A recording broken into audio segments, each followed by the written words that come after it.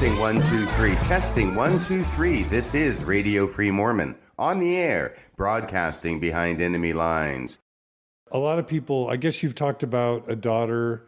You mentioned her earlier, who was on a mission when you were starting RFM, and I guess you've expressed sometimes at Sunstone and other places, maybe on your podcast, that maybe the relationship has sometimes had some tough times because of what you're doing versus where she believes. Lots of listeners wrote in and asked if things have gotten better. How's your believing daughter, your RM daughter? I know that family is sensitive and you want to be private about these things. So is there anything you do want to say about your daughter and your relationship with your daughter? There really isn't, but I will say these two things. The first is that the only reason I brought that up in the first place was at the Q&A at Sunstone, because somebody brought up the anonymity thing, right? And that's always the reason that it was, and now it doesn't have to be that way. And, yeah. But as far as the relationship, no, it's where it has been. I'm still persona non grata, incommunicado, no communication whatsoever. Okay. I hope that changes, but, And is that by your choice or by hers or by hers. both? So she's kind of Completely hers. Like Jehovah's Witness. She made it clear. She shunned you. It's a complicated thing, and that's where it gets messy, okay? Because I am divorced from her mother, all right? And you can understand how messy those things can get, and I'm sure a lot of the listeners can. So it's probably multi-layered too. Yeah. I do know that at one point I talked to her because she had found out, she'd just come back from her mission, actually. And at this point, I had been on radio silence for like 4 months. You know, I would write her these lengthy emails, very faith-promoting emails, weekly.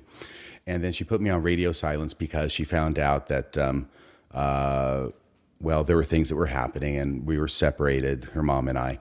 But then we're radio silence, right?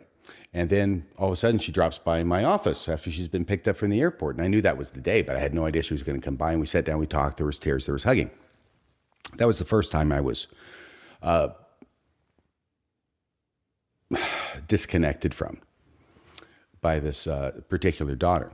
And we talked, and she knew by that time that I was doing the Radio Free Mormon thing, right? And I may have indicated there how it was she found out, but regardless, she had found that out. And she also knew, of course, that I'm getting divorced from her mom. And we're talking about both of those things. And it was clear to me that she was concerned about both, but she definitely understood about my divorce from her mom, because, I mean, she grew up in the house. It's not like she didn't know what was going on for her whole life and the dynamics involved.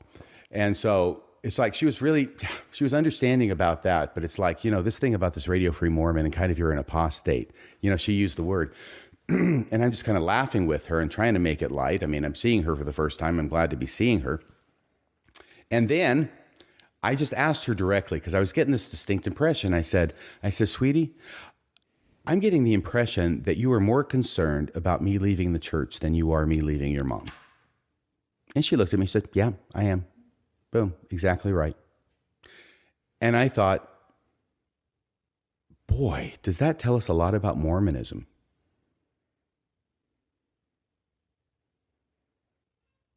You know what I mean? Yeah. And it's just the same triangle I was talking about, right? That connection with the church is more important than any other connection in the family, right? Even to the daughter. And so we had some communication after that, and then things happened, and she went ahead and cut off communication again in February of 2018, and I haven't heard from her since. Oh, I'm so sorry. Yeah. So it's been twice that it happened. And there are probably other reasons involved, but I think that's probably one of them. And I know this was the main reason the first time, and she doesn't want to talk, so I can't find out anything more specific than that. Okay. But it's been a hard time for her. I've left the church, and I'm Radio Free Mormon. And, her parents got divorced. And so she's been going through a rough time. She's been having to deal with a lot of things. But she's back from her mission. So she's 21 when she came back. And, I hope she's doing well. I'd love for her to call me. Yeah. If she wants to. I'm always open. Yeah, sure. I'm so sorry. All sorry. right. A lot of people have asked you to opine on what you think the most damning evidence against Mormonism is. Do you even want to talk about that? Yeah, sure. I will very briefly. Okay. It's the most obvious thing.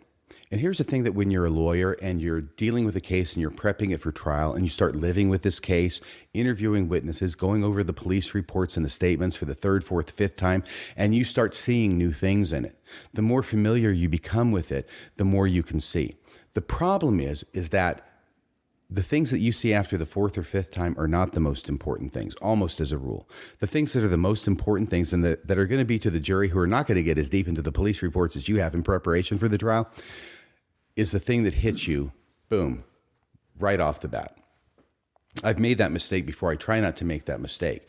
That's one of the dangers of over-preparing, is that you go way beyond anything a jury thinks is important, because now it becomes important to you because you become so familiar with it. I see this over and over. The main thing about the Mormonism is the King James Version in the Book of Mormon. It's the smoking gun. And it's something that I knew about forever as an apologist, and I read Hugh Nibley about it, I read this person about it, and they had things to say, but they never really convinced me. They were never convincing arguments, but I would still repeat them because you got to have something to say, right? But yeah, it's the smoking gun. What about it? About a book that is not produced until 1830 when it comes off the press, that is allegedly written by a group of Jews who leave Jerusalem in 587 BC. It says 600, but I think the fall to Babylon was around 587. Anyway, 600 BC roughly. They leave, they write it. They're over here in the Americas till 400 BC. They write it. They're Jews. They're Jews. And yet the King James Version is all over it. And not just the King James Version. You don't even have to go to Deutero-Isaiah, okay? Because you'll find some fringe people out there, one of them Mormon, who's one of the September 6th, right, who will still argue for the fact that for the unity of Isaiah, that's all written by one author. That's Avram Gileadi. Boom. Very good. And so you can find that, but the reason he argues that is totally theologically driven. You know what I mean? I'm not saying he doesn't believe it, but the reason he goes there is for the same reason that John Gee and Carrie Muhlestein go to such lengths to defend the Book of Mormon, Book of Abraham, right? Those Egyptologists, they go there because that's the goal. They've got to defend it. And I think that Abraham Gileadi, for all of his intelligence, I understand he's an incredible scholar, is arguing for this because the Book of Mormon requires it. All right? Because the Book of Mormon quotes from things that were written by the first Isaiah and also Deutero-Isaiah. And the problem is that first Isaiah was written before they left Jerusalem. Deutero-Isaiah is written after they leave Jerusalem. And there's possibly a Tritero-Isaiah as well that's written even later. But they never go back to Jerusalem to get more plates. That's the problem. How can they find out what's being written by people after they leave Jerusalem? You don't even have to go to Deutero-Isaiah because you've got the New Testament. And the New Testament King James Version in the Book of Mormon is, I believe, the hugest problem in the Book of Mormon and for Mormonism. And is that just because why should the Nephites be able to know the name of Jesus if the Jews who Jesus literally descended from weren't able to know the name of Jesus?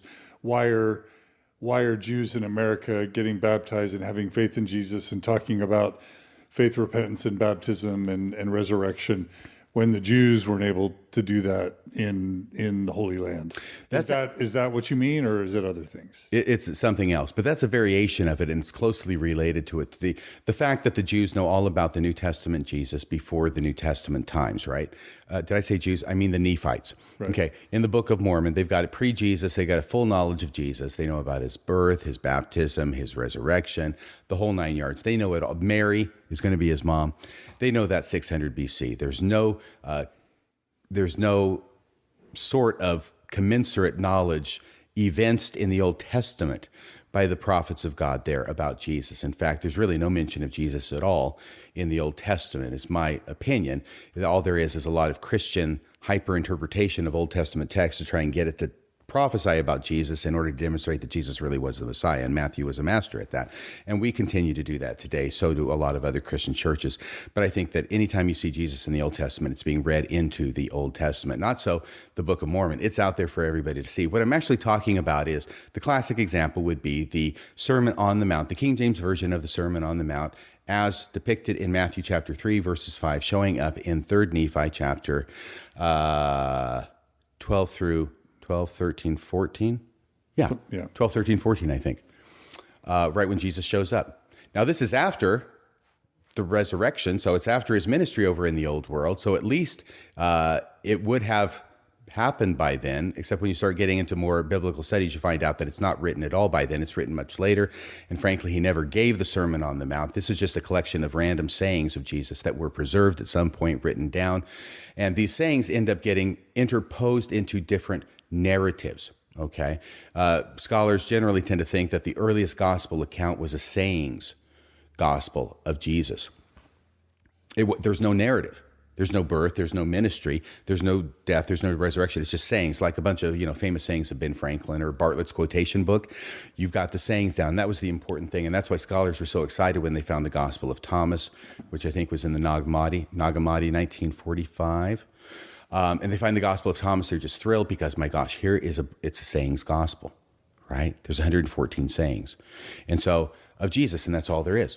So they think this might be very early. Some still think it's early. Some think maybe it's not that early, but it's a sayings gospel. In other words, they were able to predict from their study of the New Testament and other extant manuscripts what it was that they were going to find. And they found it in the Gospel of Thomas, which was really exciting. Now, the reason I'm talking about that is because you got all these sayings. You can put some into different stories. You got some left over. It's like spare parts after you put something complicated together. Okay, what are we going to do with all these spare sayings that we weren't able to put in stories?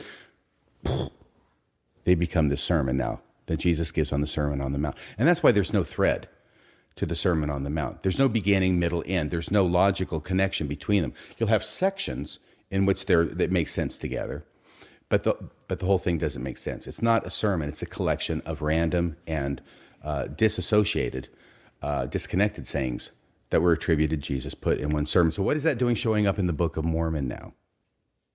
That's the question. Almost verbatim. Almost verbatim. There's a few little changes, and when I was an apologist, believe me, I focused on the changes. I'm focusing on that gold that I'm getting out of the pan and not on all the silt, right?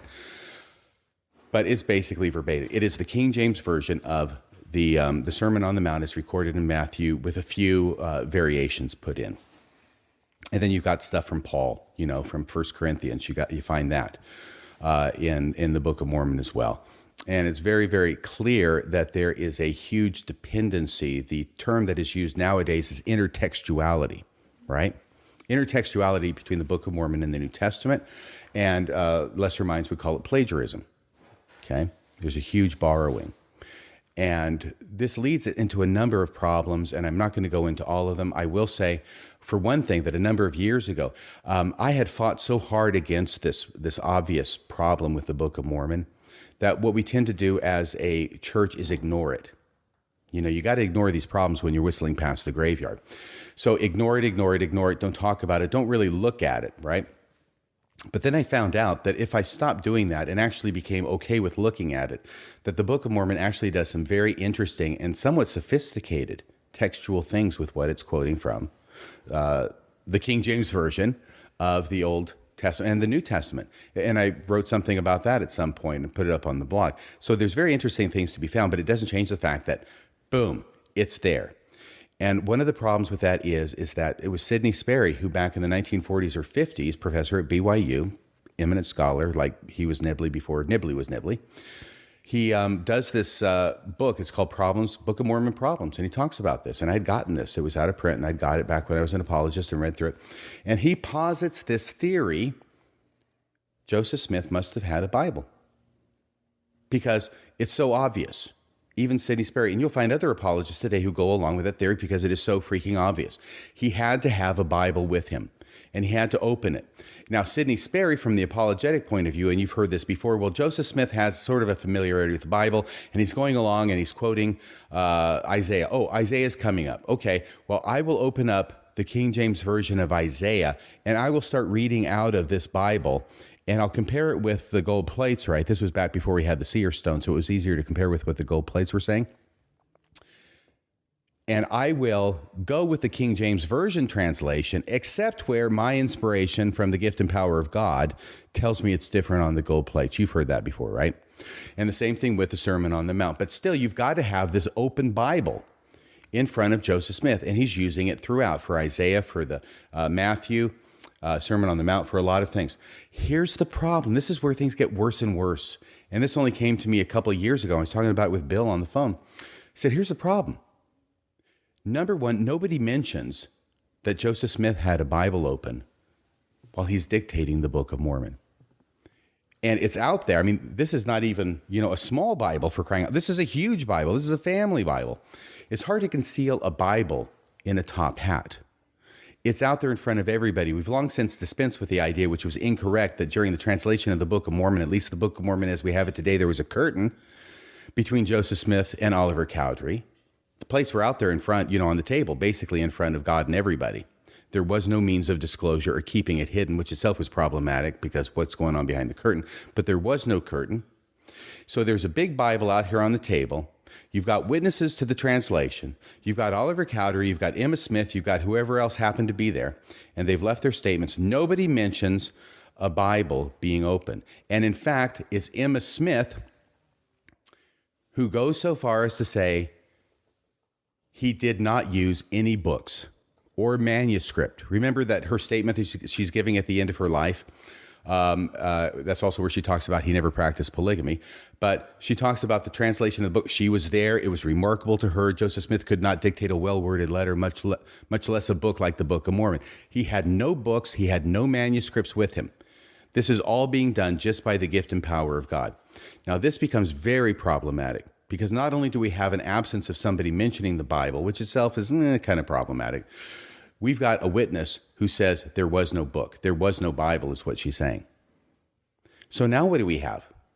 We've got Joseph Smith, who's obviously using a Bible. The Bible has to be open. Other people have to be aware of the Bible. Nobody's mentioning the Bible in their testimonies. And at least one witness who was there, and we know she was there, and her name is Emma Smith, says there was no Bible. There was no book. There was no manuscript. And now we have to say, what is going on? We have got witnesses who, for some reason, and I think it's probably more psychological than actively trying to deceive everybody. I think it's psychological. I think it's this thing. This is true. And so what do we want to do, John? Just ask Elder Packer. We tell the faith-promoting side of it. And this other stuff that looks hinky, it might look hinky, but that's only because you don't know like I know that it's true. And therefore, because this might lead you away from the church and make you think it's hinky and not as true as I know it is, I'm going to omit this. And I'm even going to say it didn't happen. So what is going on? Now, all of a sudden, all the witness testimonies are up in the air as far as I'm concerned because I can't trust them. Yeah. And that's above and beyond her saying that Joseph Smith didn't practice polygamy when she knew darn good and well he did, even though she had a very, strained relationship with that. And by the way, I apologize here to Denver Snuffer and Rock Waterman if you're watching. We sometimes have discussions about that because, of course, Rock believes that he did not practice polygamy, and this was just a story that was made up by Brigham Young and other cohorts who wanted to practice it and therefore said, we're going to practice it now and we're going to say that Joseph Smith is the one who authored it. Right. I have trouble believing that. Rock Waterman knows that I have trouble believing that. But we're still friends anyway. I hope we are. That was great. Any other big smoking guns that you want to mention, or is that Nope. That's it? That's it. Okay. That is it. And, more and more people are waking up to the fact that the leadership of the church has been resting on Joseph Smith's laurels for too long. President Nelson saying, hey, next year, huge year, 2020, it's going to be April. It's going to be 200 years. It's going to be the bicentennial since Joseph Smith's first vision, right? So we're going to have a huge blowout. They have been resting on Joseph Smith's laurels for 200 years. And regardless of what you think of Joseph Smith, where you think he was just a fraud, whether he's, a sincere dupe or what is it that Dan Vogel calls it? The Pious fraud. Thank you. The pious fraud. He knows what he's doing. He doesn't know what he's doing. He comes to know what he's doing. Or he's really doing something. He's really in connection with something. Regardless of what you think about him, he's dynamic. He's charismatic. He's producing stuff. He's producing the Book of Mormon. He's producing Revelations. He's going crazy. He's doing all sorts of amazing things. In the space of 14 years between the time the Book of Mormon gets produced and the time that he gets killed, okay? So, and what do the leaders do today? Nothing. Absolutely nothing. They've got nothing. But they have been riding his coattails for so long, and more people are finally waking up to the fact that they are not Joseph Smith. They're not even pretending to be Joseph Smith. They're not even trying to be Joseph Smith. You know, they've had the seer stone for how long in the church vault? Forever. And finally, word gets out that enough people know about it, we'll bring it out for a special photo op in 2015 in the Ensign, right? And back into the vault it goes. Well, what does that tell you? They've had it all along. They've known about it all along. Yeah, they know all sorts of stuff that they don't want the membership to know. They've got a track record. This is what so many of my episodes expose, is the very fact that they have been hiding history from the members of the church for decades and decades and decades, and they are only producing, and now with the essays, and only saying as much as they can, as much as they feel they have to, because they've been caught. And they've been dragged kicking and screaming to the transparency table because of the internet. That was going to be my next question. Like, Russell M. Nelson's making all these flurry of changes. He's shortening church from 3 hours to 2. He's rolling back the November 2015 policy. Mm-hmm. He's, he's allowing women to be witnesses in baptisms and confirmations. He's, doing all sorts of things to try and make the church more appealing. He's allowing, civil weddings to happen, mm-hmm. so that non-members and people out of the church can attend. And then there's the whole essays and the transparency. There's a lot, what some would say, there's a lot of very positive changes being made that, frankly, a lot of us in the progressive and post-Mormon communities have been calling for years, if not decades. How much credit does Nelson get for making the church better, for making it more what you and I would want it to be in your mind? I want to give him as much credit as I can. I cannot help but notice the fact that almost all of these changes denote a shrinking church. So maybe not all of them, but almost all of them denote a shrinking church, or a reaction to social criticism that has gotten out there into the public now, and now the church feels it needs to make a change. I think it's great that the church has made these changes. I think it's great that President Nelson has made these changes. Let me be clear about that. He did it because he was forced to. That's the only reason he's made any of these changes. And 3 hours to 2 hours, combining elders quorum and high priests. We know what's going on out there, where they are taking stakes and reorganizing them with fewer wards, so that they can try and, they're decreasing the membership in wards, and they're reorganizing stakes so that they can try and give the semblance, the outward semblance, that the church is not shrinking. They're playing with all sorts of numbers, all sorts of statistics. I did a 3-part episode on that called Lies, Damn Lies, and Statistics, in order to try and make it look like they're still growing and they're still strong, when they're not, and they know they're not. But he's making all these changes. It was Henry David Thoreau, I think, who said, for every 100 men hacking at the leaves of a problem, there's one hacking at the roots. Okay. President Nelson is not at the roots. He's hacking at the leaves. What he's doing is rearranging chairs on the deck of the Titanic. That's all he's doing. And hacking at the root is those two things I said. Tell the truth and apologize for what you've done that's wrong and it's hurt people. Makes sense. Couple other just really quick things. Let's see. Someone asked, Deidre wrote this, what do you require in a religion? Does it need to be historically true? What kind of structure should it have? Many who leave wonder what should be next, or if there's a better church, what should we look for? So do you see a role for religion in the world? Absolutely. Do you have the belief that a church could meet your standards for goodness and truth? Have you affiliated with another church? Do you have a set of beliefs or theology? And in what type of church could earn your allegiance or participation? That's a great question. I will tell you that there are members of my family, my son's family that he's married into, one of my sons, who have a definite affinity for Denver Snuffer and the Remnant movement. They're very active in that. They really like that. That appeals to them. Wow. I mean, Mormonism trains people to be appealed to that, and then they don't give them what they train them to want. And so they're very much a part of that. I am not so much. I've had communication with Denver Snuffer. I've read 2 of his books. I've written a book review of one of his books. I think he's a very interesting person. He's a very smart person. I'm sure he's a very spiritual person. But I do not want to become enmeshed in another orthodoxy. All right?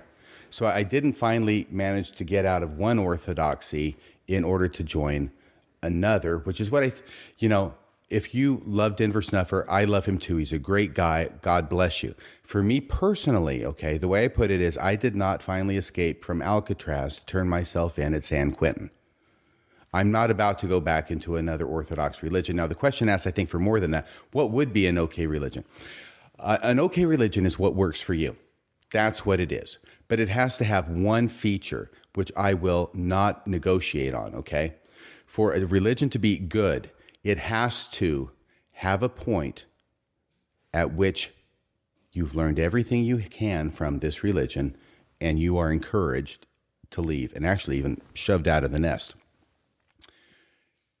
Any church, any person who refuses to do that and instead wants to hold you in tight, even though you've learned everything there is to learn, and you've learned it 1,000,000 times, which is why you find church so boring and oppressive.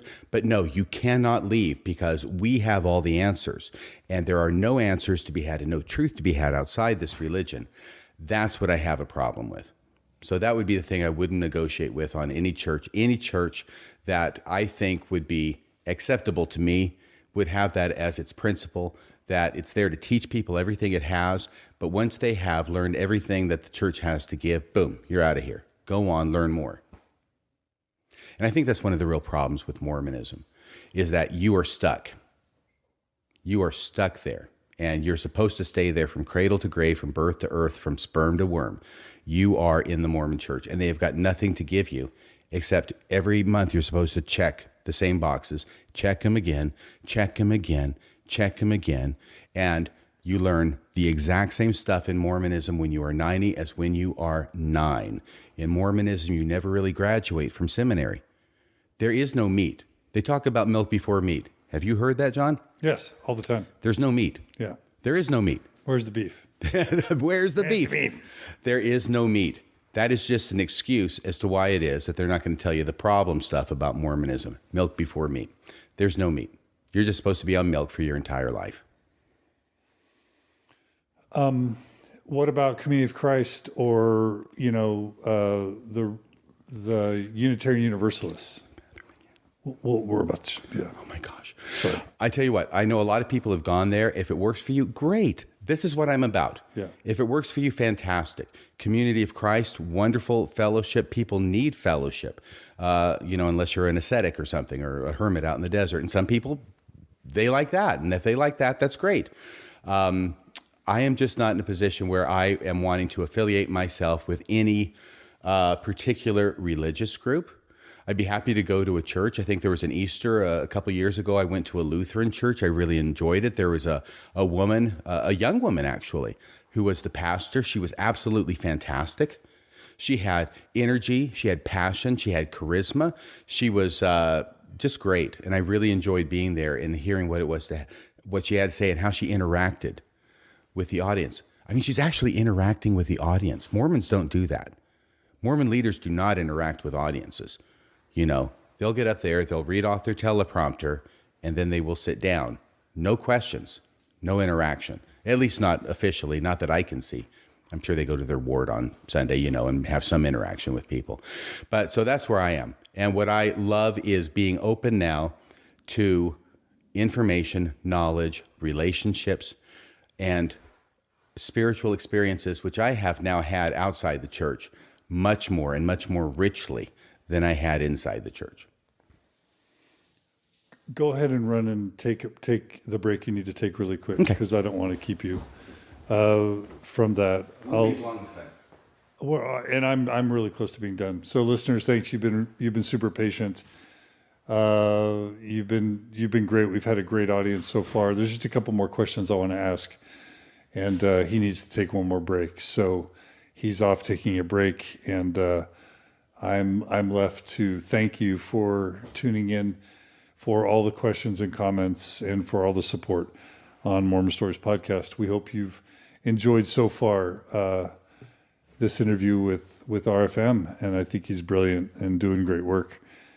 And I appreciate everyone's participation. So if you'll just bear with us for a little bit more of time, we will ask our final questions to RFM and then let you all go. Sean writes, see you at Thrive, John. Yes, Sean, thanks for coming. I'm not intentionally trying to plug Thrive, but since I have to stall for time until RFM gets back, please do check out Thrive. If you want to attend a conference, we've got over almost 1,200 people now who have signed up. We're really happy about that. We've never had an event over 260 people. And so having 1,200, it just blows the doors off of any expectation. But we want to have more. We think we have the capacity for something like 2,100 people. So please tell family and friends if you want to hear some of the finest minds, the finest souls within Mormonism. I was going to say the sweetest spirits, but that term can be taken the wrong way. Please come to Thrive November 17th. We have Wayne's sermon of Imagine Dragons. We have Natasha Alfred Parker, Stephanie Sorensen Larson of Encircle. We have Amber Scora from Jehovah's Witness Movement, Leaving the Witness. Christian Moore, author of The Resilience Breakthrough. Lacey Green, famous podcaster, YouTuber, etc. So many cool people are speaking. I just can't tell you how cool it is. So come to Thrive November 17th, $15 a person. We plan on losing money in the event. So it's not about, there's no for-profit motive at all. It's just to try and promote healing, growth, and community for people who leave the church. So, Corbin, you're back. Who? I don't know RFM. who you talk about. Dang it, I blew that. No, you didn't blow anything. I went all this way. It's just like you're speaking Did I in say tongues. anything? There was some glossolalia going on there. What do you believe now? Do you believe in God? Do you believe in Jesus? Do you believe in anything? Are you religious? Are you atheist? Are you agnostic? What do you believe? What do I believe? What I believe is that for every drop of rain that falls, a flower grows. Even in the darkest night, a lantern glows. Seriously, though, what do I believe? I believe in life as it is. I believe that, people want to know about spiritual stuff. God. Look, if God exists, he is not the God that we have envisioned him to be. Okay? This came to me a number of years ago. With the difference between the Old Testament and the New Testament God, the Old Testament God being a God of wrath and vengeance, the New Testament God being a God of love and kindness, right? And it occurred to me that the reason that there are two different gods, we spend so much time theologically trying to reconcile the two, right? There was an early Christian who decided that they were actually two different gods. Was that Valentinus? I cannot remember. It's been a while since I've been doing those studies. But he decided they were actually two different gods, and that's how you accounted for the fact that they were so different. But really, I think what happened is that these gods, as all gods are our own creations. Even if there's gods or a God who exists, we create God. And what we tend to do when we create God is we take those aspects in our culture, which we consider to be virtues, then we magnify them to infinity, and then we apply them to God. And in the ancient barbarous states of Israel and local countries, it was a great virtue, and seen as a great virtue, to be a powerful warrior who didn't take any crap from anybody and kicked his enemies where it counts, right? That's our virtue. That's our value. Let's magnify it to 1,000,000 and we apply it to God. So that's how God becomes the Old Testament God. By New Testament times, there's a different ethos, largely probably accountable for the Greek Empire and the Greek influence, the Hellenization of the world, which includes Israel. Of course, now the Romans have now taken over, but still there's that Hellenization, which is it's a huge influence today, for crying out loud, as you know.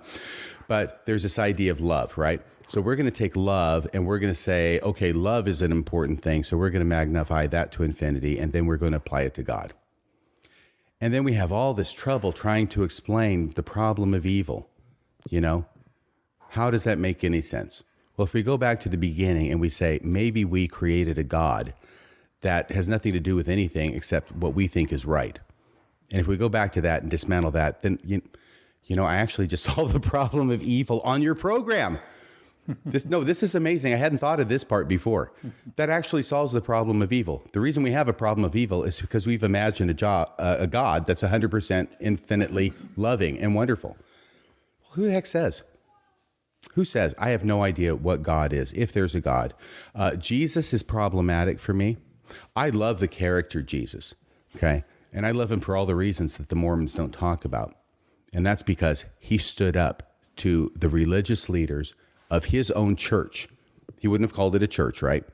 But he stood up to his own religious leaders, and he called them out on their crap. And he spoke truth to power, and of course, he ended up getting, nailed to a cross as a result. But, yeah, he was a hero. He's my hero, him and Thor. Of course, you've heard the old saying about Thor and Jesus, right? Your God, what's it? My God has a hammer. Your God got nailed to the cross. You do the math. You never heard that? No. Okay. Yeah. It's a little Nordic humor. So, but yeah, Jesus, he's a great guy, but then there, all this mythology develops around him. And New Testament scholars see it growing from Mark, which is the earliest, to Luke and Matthew, which are kind of about the same time. And this is all decades after him, to John, which is the latest. And by the time you get to John, he's the Son of God. He's been the Son of God since forever. You can actually see it developing, this mythology. And I want to believe, and I did believe, but then I start seeing the same thing in the Mormon church. And it's happening in real time. And I can see it happening. I can see it going from mundane and pedestrian to something that's miraculous. I can see, once again, the example of the transfiguration of Brigham Young into Joseph Smith, which never happened. And miracle after miracle that gets created in real time. And there is people have this tendency. They believe something is true. They believe this is right. And so you need a miracle to show it's true and that God sanctions it. So therefore, miracles get created. And it becomes true. So how much of that is true about Jesus versus how much is not, I can't say. All I can say is there's a pattern there. And by the way, when the hell is he ever going to get around to coming back? It has been 2,000 years, John. Is his watch broken? Does he need a watch? Did it stop? We're almost there. We're in the latter days. Yeah, exactly. When I joined the church, it was the 11th hour. It's 11:45. Yeah, now it's 11:59, and by the way, it didn't come back when Jesus said he was going to come back the first time, which was in the lifetime of those people to whom he actually lived with 2,000 years ago, right? And then there's Paul, who's out there writing letters, and he thinks Jesus is coming back in his lifetime. 1 Corinthians chapter 7 was talking about don't get married. If you're married, okay, but if you're not married, don't get married because, look, Jesus is coming back real soon, and we need to get this gospel out there. And he doesn't come back. But regardless of that, Jesus' continued failure to come back. Of course, the reason there's a second coming in the first place is because he didn't do all the shit he was supposed to do the first time. Right? The first time he's supposed to be there, everybody thinks this is the Messiah. He's going to overthrow the Roman conquerors. He's going to set up that throne. He's going to rule from there as the Messiah. He's going to be a military conqueror. He's going to rule across the world. There's going to be total peace because of his enforcement. And he ends up dying on the cross. And they go, okay, well, he's coming again.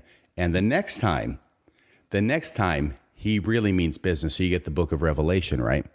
Yeah, he's coming real soon. In fact, he's going to come in the time of Nero, who is actually the beast in the book of Revelation. Scholars are pretty much understand that the number 666 is a numerological attribution of Nero's name when you run it through the numerology matrix. So that's Nero. That's supposed to happen then. That's their idea. And it doesn't. And, but the amazing thing is that this idea is so attractive that every single generation of Christians that has lived for the past 2,000 years, John, has believed that they are the generation in which Jesus is going to come again. That's amazing.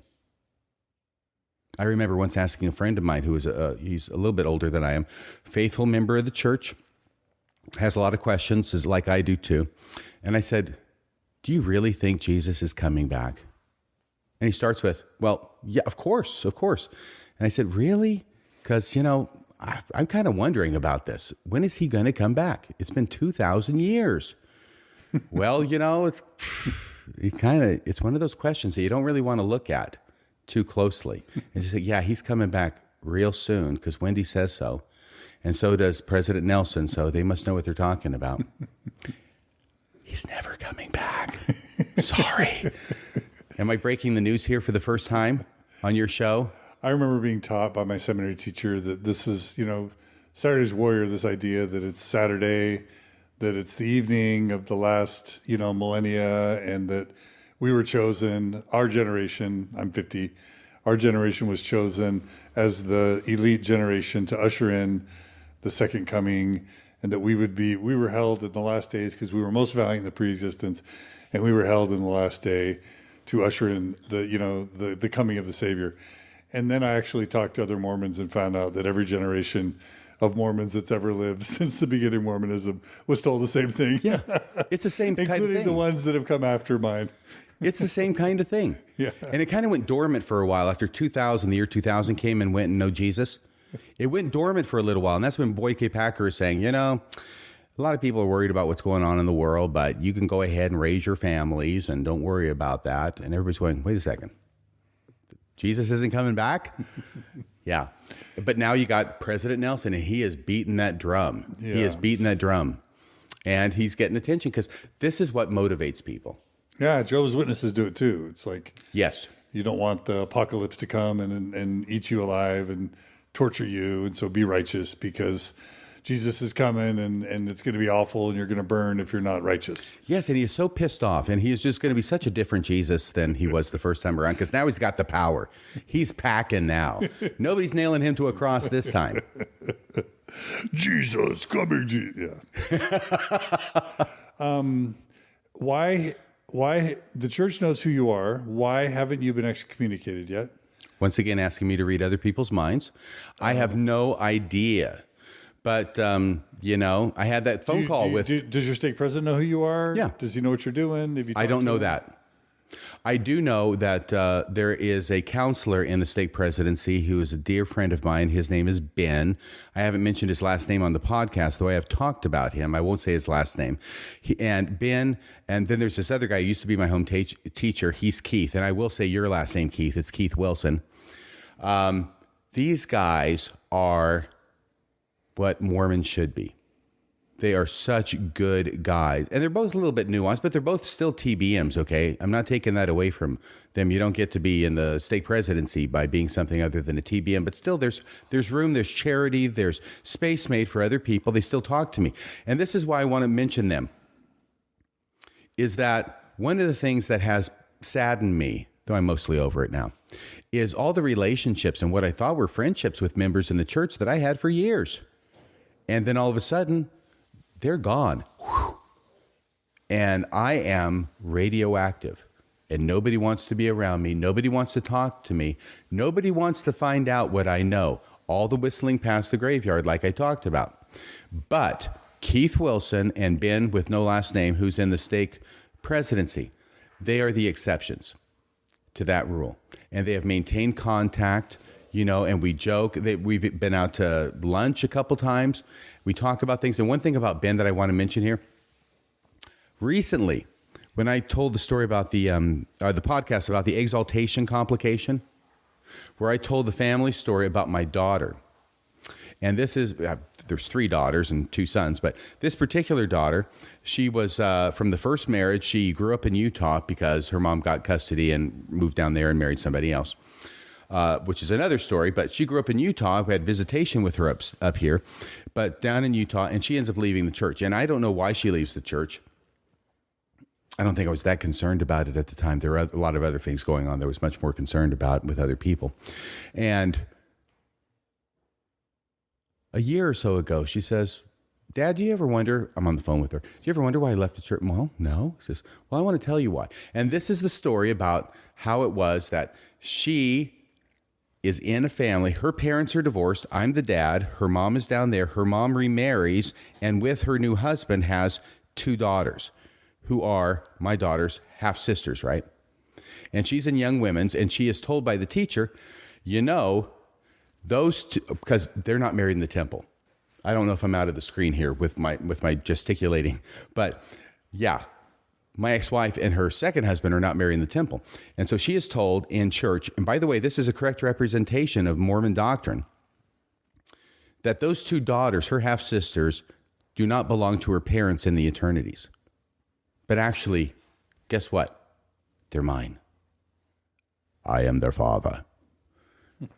And she was so upset about this, you know? And this is the problem when you take it seriously, like you said, right? That's what happens when you take this stuff seriously. And that made no sense to her. She was incensed about it. And she went and talked to somebody else who was higher up the chain of authority who confirmed that that was true. Pfft, forget this. This is ridiculous. I'm out. And I didn't know about that until a year ago. And I told this story as part of my Exaltation Complication podcast, right? Which only came out 3, 4 weeks ago. Okay, so here's a story about Ben, who's in the stake presidency. I frequently will forward them or text them a link to my new podcast, Ben and Keith Wilson. They love listening to it. They laugh at it. They think it's great. You know, they may disagree with me on some points, but these guys are great. And their families are wonderful too. These are poster people for Mormonism and what it should be, in my opinion. There's a stake conference not long after General Conference in the stake, which I'm not attending, but Ben, being a member of the stake presidency, is speaking there. It's a Saturday night. It's a Saturday night session, right? And I am at my house, nowhere near, and suddenly I get these texts from Keith Wilson. And Keith Wilson is in attendance, and he's listening to Ben speak on the stand as a member of the stake presidency, and he is telling the story about my daughter and why she left the church that he heard from me on Radio Free Mormon podcast. And I'm dying laughing. There is a stake presidency member is telling the entire stake at a Saturday night session of stake conference a story he heard on Radio Free Mormon. But I didn't know, he was very upset about it too. He was very upset about it. He was upset about the fact that my daughter was treated that way and how insensitive this was and how wrong this was. And he was actually calling people, using this as a warning. This is what happens when you do things like this. Don't do things like this was the main message. And I just want to tell that story. I plan on doing a podcast about that too. I don't know if I need to now since I've told you. But I thought that was really cool.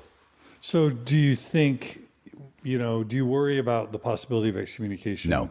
Do you think there's it happened to Bill, happened to me, happened to Sam, happened to Jeremy. Like, do you think you're next at some point? No, I'm immune. I'm immune. I have a cloaking device, apparently. No, it's certainly likely to happen to me. I have had a meeting with the stake president.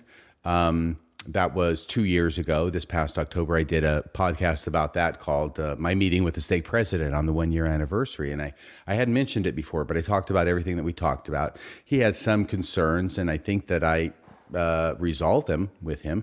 And I think his main concern was, am I out there actively trying to get people to leave the church? And no, I'm not. It's all been fine since then. And Ben is a member of the stake presidency, and I figure he would give me the heads up if there were any kind of arrows coming my way from that direction.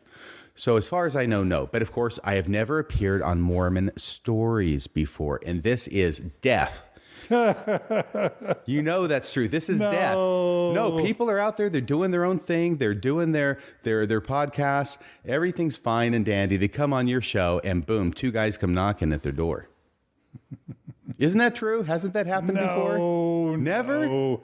You've got it all wrong. Oh, okay. It's because, of course, you have so much more exposure, and then people find out, and they tell 2 friends, and then they tell 2 friends, and then finally it gets up to Salt Lake City, and then the directions come down saying something has to be done here. But I'll tell you the secret, okay? They can't find me. Nobody knows what stake I live in. There's no way for them to get jurisdiction over me. That's sneaky. Okay. I don't live in the same state that I used to live in. Right. Yeah. In fact, I live in Idaho now. You just threw him off the trail. Yeah, nobody's going to fall for that one. Well, as viewers can see, it's getting dark here. We're running out of daylight. It's absolutely beautiful, a beautiful day here. I cannot believe we've been sitting here basically for the whole day. I was up here at dark 30, and John was up as well. We met down at the end of the driveway, so I was trying not to wake up people in the house. We went out to a diner. The sun came up. We talked about this. We talked about that. We came back here. We set up. We started this, and now the sun is setting. Welcome to Mormon Stories podcast. Are you surprised? Are you surprised, RFM? Am I? No, you give new meaning to the old expression, endure to the end. It's an honor. How long has it been up? We talked about this. It's been about 6 hours and 45 minutes. About Holy Toledo! And there's only one person watching anymore, and they're dead. No, we still have a big size group. Oh my gosh! People have been tapering off. They always do towards the end of the day, but we still have a. It's a Friday. I know people are saying, "Can we go now? Can we please go now?" Yes, absolutely. Class dismissed. And you can go. And we need to get ready for the next. We're having a party in just a few minutes, and 70 progressive and post Mormons from the Seattle area are going to be coming to this house, and I have to clean up this mess. And a few moles from the SCMC for good measure. I do want to read one comment that I saw earlier that really does summarize what I feel and what I think a lot of people feel and what your listeners feel.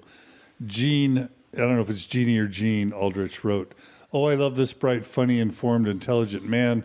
I wish he was my dad. His daughter is sorely missing out to me." RFM, I'm making an edit on the fly. RFM, you are delightful and a bright spot in the truth journey. And I just want to second that and say you are brilliant.